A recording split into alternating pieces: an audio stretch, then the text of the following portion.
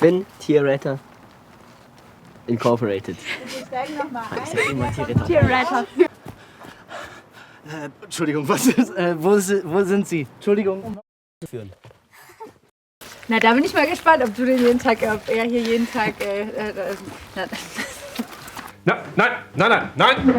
Nein, ich will keine Ratten. Entschuldigung. Und dann hörte plötzlich eine Katze. Irgendwas muss da mit der sein. Danke. Françoise, unser Gast. Quatsch. Victor ist Ihr unser... auch noch da, oder was? Wir fangen vielleicht einfach noch mal von vorne an.